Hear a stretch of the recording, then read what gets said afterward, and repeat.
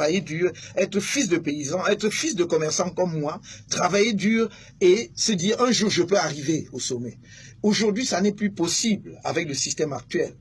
Nous, quand on finissait nos études à l'université de Yaoundé, les meilleurs avaient le choix entre aller à l'IRIC, aller à l'ENAM, aller dans toutes les grandes écoles. C'était ouvert.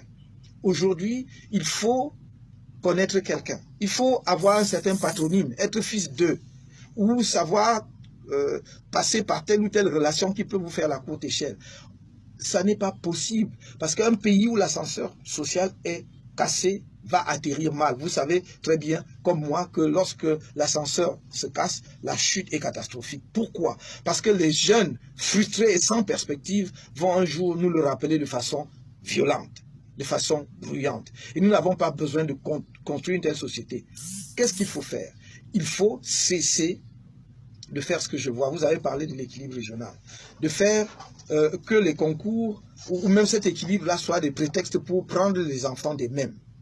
Si, la formule que nous proposons, sans nier le fait qu'il y a des disparités au Cameroun, et que si nous disons simplement la méritocratie à 100%, il y a des régions malgré tout qui ne seront jamais représentées dans les structures de l'État et de la fonction publique.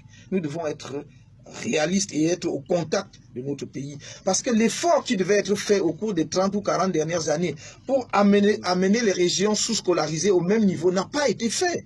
Et donc nous devons acter le fait qu'il y a encore un déséquilibre et que ce travail doit être fait. Mais comme je le dis, par parenthèse, pour moi, ce n'est pas à vie. Nous pouvons dire comme pays qu'en 10, 15, 20 ans, nous allons amener ces régions au même niveau et à ce moment-là, on pourra instaurer la méritocratie. Mais pour l'instant, ce n'est pas le cas. Et donc, je dis, pour moi, si on peut décider que si nous faisons un concours, par exemple, un concours administratif, nous disons 50% au mérite. Les 50 premiers, si c'est 100 places, 50 premiers au mérite, d'où qu'ils viennent. Maintenant, les 50 autres, nous essayons effectivement de prendre en compte, non seulement d'ailleurs ce déséquilibre dans le niveau d'éducation, mais également les catégories favorisées. J'ai dit, et je le répète ici, pour moi, dans tous les concours administratifs, 5% au moins des places sont réservées aux personnes vivant avec un handicap. 5% au moins dans un premier temps. Et donc, il faut que les personnes vivant avec un handicap, paralysées, aveugles et toutes sortes de handicaps puissent avoir aussi leur chance parce que ce sont des Camerounais. Ils n'ont pas demandé à être handicapés. D'ailleurs, nous sommes tous potentiellement des handicapés. Vous pouvez prendre votre véhicule et avant d'arriver chez vous, vous faites un accident, vous devenez handicapé. Donc, on doit leur donner une chance. Voilà comment, effectivement, nous entendons donner une chance à tous. Mais je ne peux pas ne pas vous dire que nous devons remettre l'accent sur l'éducation. Je viens d'une tournée dans les régions, oui, de l'extrême nord et du nord. Et ce que j'ai vu n'est pas brillant. Je n'ai même plus le courage de décrire cela parce que vous êtes un média suivi en dehors du Cameroun, parce que quelquefois, je me suis dit, mais enfin, ça fait honte non pas seulement à ceux qui dirigent et qui mettent notre pays dans cette situation, mais ça fait honte à nous-mêmes tous Camerounais, parce que ça n'est pas normal. Ça n'est pas normal, mes chers amis, qu'on puisse voir au Cameroun, j'ai vu de mes yeux, et c'est pour cela que j'aurais jamais cru si on me racontait, en 2018 au Cameroun, il y a des Camerounais qui attendent qu'il pleuve pour qu'il y ait des flaques d'eau.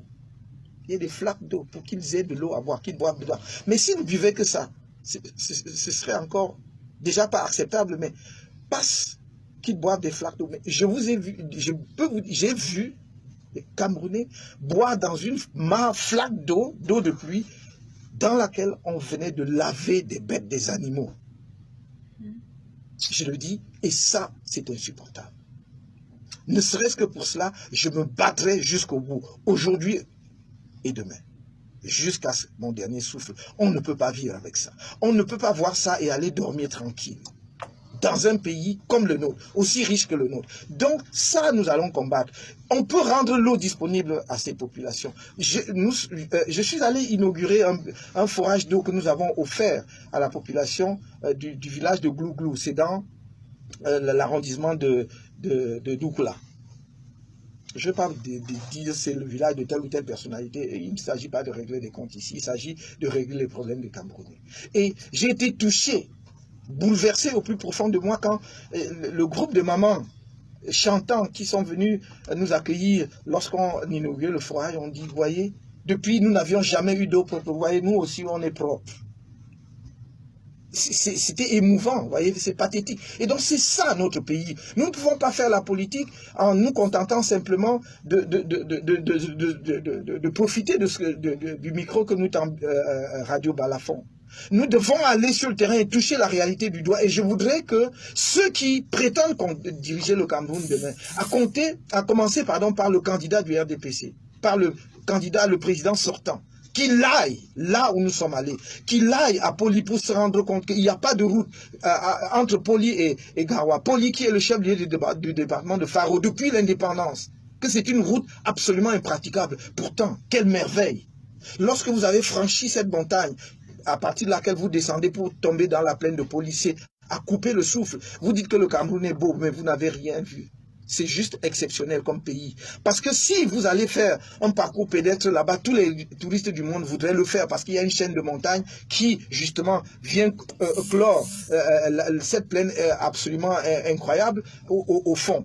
Et donc, voilà notre pays aussi riche, aussi beau, mais justement qui est dans l'état dont je viens de vous parler. Donc que chacun aille voir.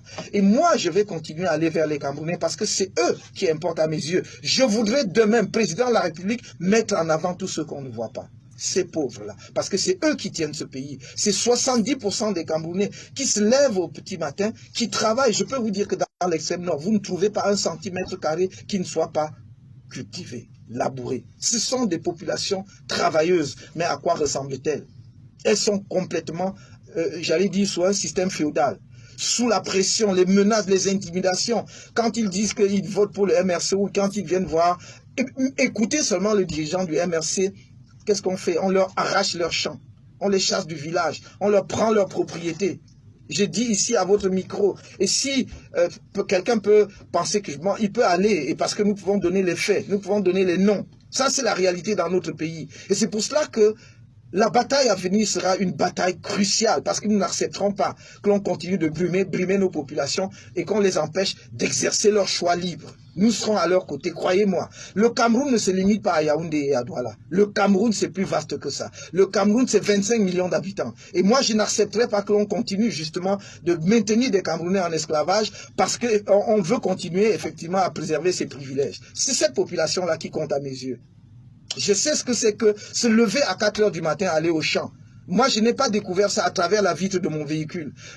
Je suis fils d'un commerçant qui avait des champs, comme tout le monde à Bafoussam d'ailleurs. À Bafoussam, même les fonctionnaires ont des champs. Donc, je sais comment on se lève à 4 h du matin pour aller au champ un samedi et ne rentrer que dimanche. Je sais comment on rentre avec un régime de plantain sur la tête. Je sais comment on rentre avec un fagot de bois sur la tête. Et c'est pour ceux-là que je parle. Ceux qui veulent me présenter aujourd'hui comme quelqu'un peut-être qui a vécu et n'a été que ministre ne me connaissent pas, qui se donne la peine de demander qui est Kamto. Si je me suis levé pour mon peuple.